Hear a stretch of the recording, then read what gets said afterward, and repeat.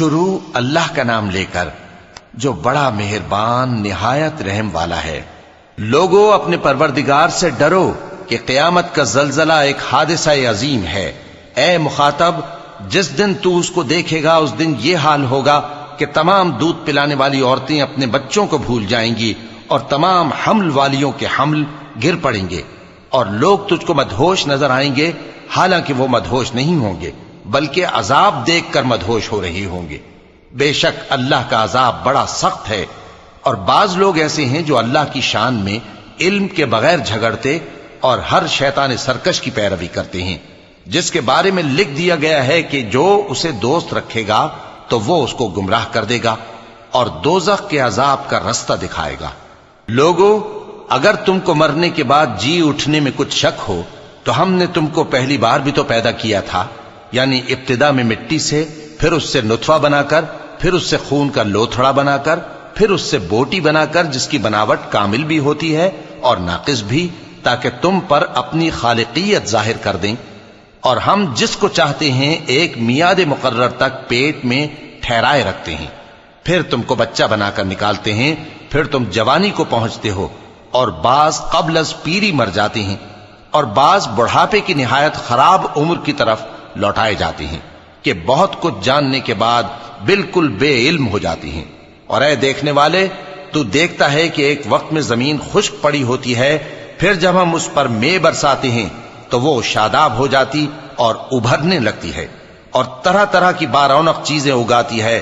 ان قدرتوں سے ظاہر ہے کہ اللہ ہی قادر مطلق ہے جو برحق ہے، اور یہ کہ وہ مردوں کو زندہ کر دیتا ہے، اور یہ کہ وہ ہر چیز پر قدرت رکھتا ہے، اور یہ کہ قیامت آنے والی ہے اس میں کچھ شک نہیں، اور یہ کہ اللہ سب لوگوں کو جو قبروں میں ہیں جلا اٹھائے گا۔ اور لوگوں میں کوئی ایسا بھی ہے جو اللہ کی شان میں بغیر علم کے اور بغیر ہدایت کے اور بغیر کتاب روشن کے جھگڑتا ہے اور تکبر سے گردن موڑ لیتا ہے تاکہ لوگوں کو اللہ کے رستے سے گمراہ کر دے۔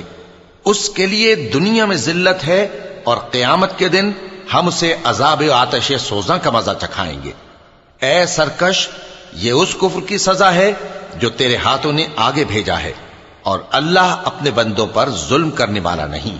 اور لوگوں میں بعض ایسا بھی ہے جو کنارے پر کھڑا ہو کر اللہ کی عبادت کرتا ہے، اگر اس کو کوئی دنیاوی فائدہ پہنچے تو اس کے سبب مطمئن ہو جائے، اور اگر کوئی آفت پڑے تو منہ کے بل لوٹ جائے، یعنی پھر کافر ہو جائے۔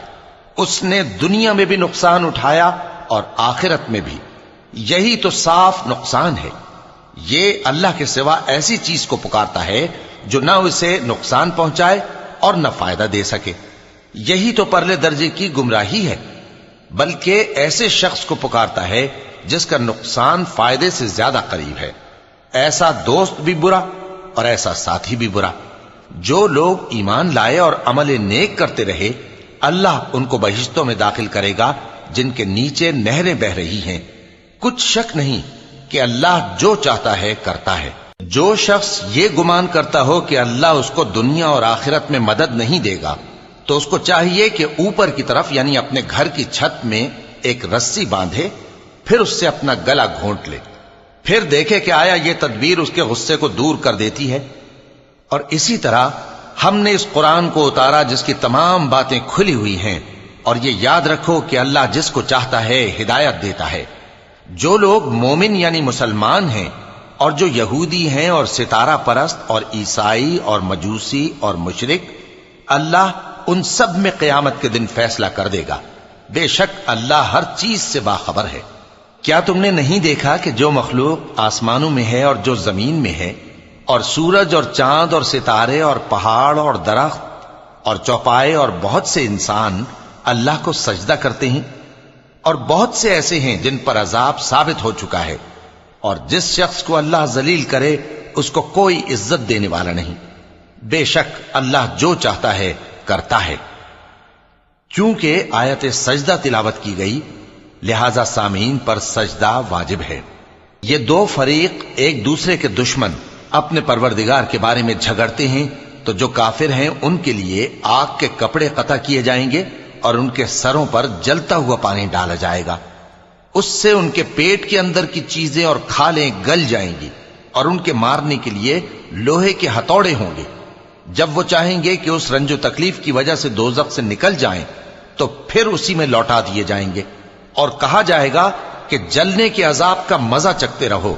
جو لوگ ایمان لائے اور عمل نیک کرتے رہے، اللہ ان کو بہشتوں میں داخل کرے گا جن کے تلے نہریں بہ رہی ہیں، وہاں ان کو سونے کے کنگن پہنائے جائیں گے اور موتی، اور وہاں ان کا لباس ریشمی ہوگا، اور ان کو اچھی بات کی طرف رہنمائی کی گئی اور خوبیوں والے مالک کی راہ بتائی گئی۔ جو لوگ کافر ہیں اور لوگوں کو اللہ کے رستے سے اور مسجد حرام سے، جسے ہم نے لوگوں کے لیے یکساں عبادت گاہ بنایا ہے، روکتے ہیں، خواہ وہ وہاں کے رہنے والے ہوں یا باہر سے آنے والے، اور جو اس میں شرارت سے کجروی و کفر کرنا چاہے تو اس کو ہم درد دینے والے عذاب کا مزہ چکھائیں گے۔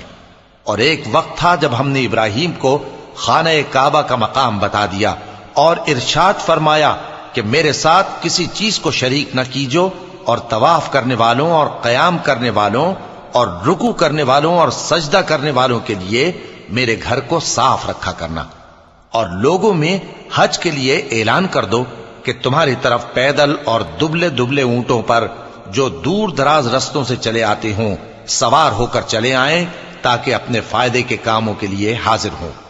اور قربانی کی ایام معلوم میں مویشی چوپایوں کے ذبح کے وقت جو اللہ نے ان کو دیے ہیں ان پر اللہ کا نام لے۔ اب اس میں سے تم خود بھی کھاؤ اور خستہ حال ضرورت مند کو بھی کھلاؤ۔ پھر چاہیے کہ لوگ اپنا میل کچیل دور کریں اور منتیں پوری کریں اور اس قدیم گھر یعنی بیت اللہ کا طواف کریں، یہ ہمارا حکم ہے۔ اور جو شخص ادب کی چیزوں کی جو اللہ نے مقرر کی ہیں تعظیم کرے تو یہ اس کے پروردگار کے نزدیک اس کے حق میں بہتر ہے۔ اور تمہارے لیے مویشی حلال کر دیے گئے ہیں سوائے ان کے جو تمہیں پڑھ کر سنائے جاتے ہیں، تو بتوں کی پلیدی سے بچو اور جھوٹی بات سے پرہیز کرو، صرف ایک اللہ کے ہو کر اور اس کے ساتھ شریک نہ ٹھہرا کر۔ اور جو شخص کسی کو اللہ کے ساتھ شریک مقرر کرے تو وہ گویا ایسا ہے جیسے آسمان سے گر پڑے، پھر اس کو پرندے اچک لے جائیں یا ہوا کسی دور کی جگہ اڑا کر پھینک دے۔ یہ ہمارا حکم ہے۔ اور جو شخص ادب کی چیزوں کی جو اللہ نے مقرر کی ہیں تعظیم کرے تو یہ کام دلوں کی پرہیزگاری سے ہے۔ ان میں ایک وقت مقرر تک تمہارے لیے فائدے ہیں، پھر ان کو اس قدیم گھر یعنی بیت اللہ تک پہنچنا اور ذبح ہونا ہے۔ اور ہم نے ہر ایک امت کے لیے قربانی کا طریق مقرر کر دیا ہے تاکہ جو مویشی چوپائے اللہ نے ان کو دیے ہیں ان کے ذبح کرنے کے وقت ان پر اللہ کا نام لیں۔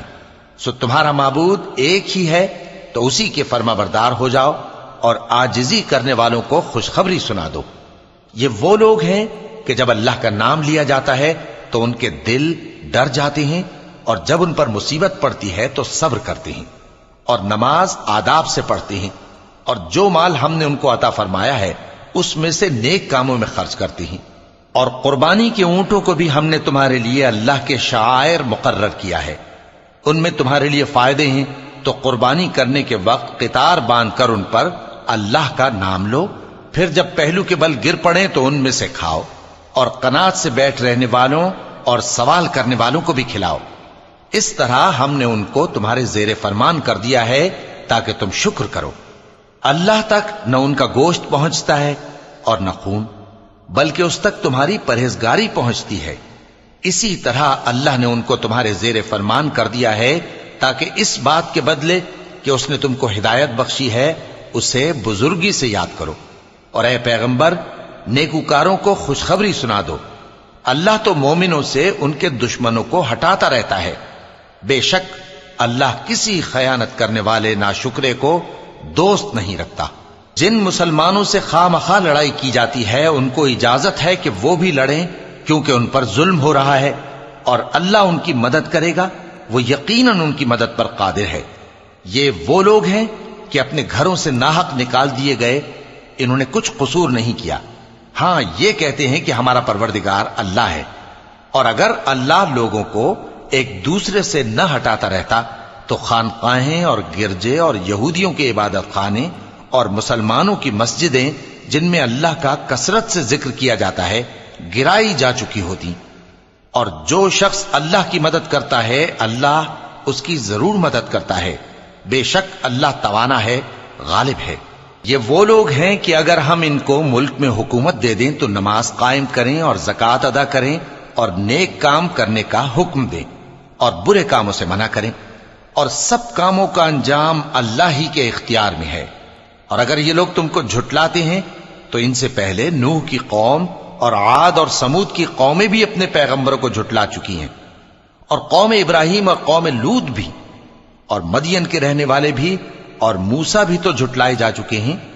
لیکن میں کافروں کو مہلت دیتا رہا، پھر میں نے ان کو پکڑ لیا، تو دیکھ لو کہ میرا عذاب کیسا سخت تھا۔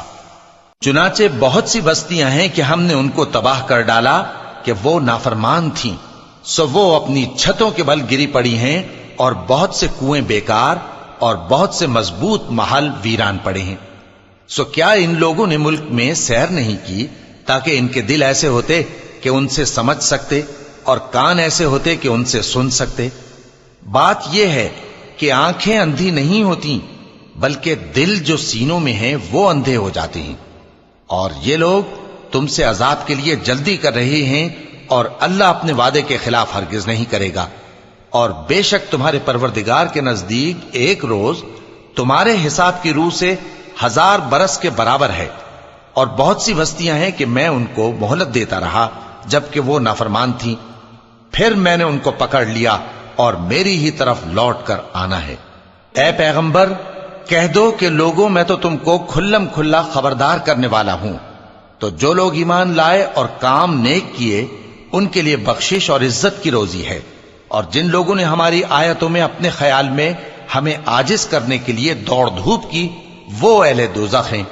اور ہم نے تم سے پہلے کوئی رسول اور نبی نہیں بھیجا مگر اس کا یہ حال تھا کہ جب وہ کوئی آرزو کرتا تھا تو شیطان اس کی آرزو میں وسوسہ ڈال دیتا تھا، تو جو وسوسہ شیطان ڈالتا ہے اللہ اس کو دور کر دیتا ہے، پھر اللہ اپنی آیتوں کو مضبوط کر دیتا ہے، اور اللہ علم والا ہے، حکمت والا ہے۔